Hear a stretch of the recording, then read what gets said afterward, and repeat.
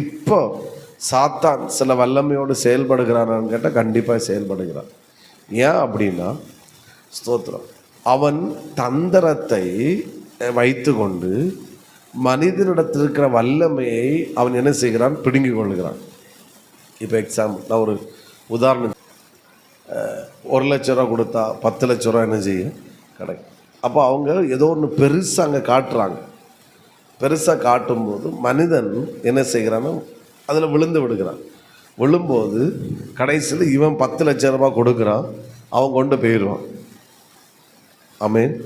இப்போது அவன்கிட்ட இருக்கிற 10 லட்சம் யாருக்கு? 10 லட்சம் சொல்லுங்க. கொடுத்தவனுங்க, ஏமாந்தவனுங்க 10 லட்சம். அவன் அந்த 10 லட்சத்தை வச்சு அவன், இல்லைன்னா அந்த 1 கோடியை வச்சு அவன் விளையாடும்ப இவன் வேடிக்கை பார்ப்பான். இப்போ அவன்கிட்ட 1 கோடி இருக்கா? இருக்குது. ஆனால் யாருக்கு 1 கோடி?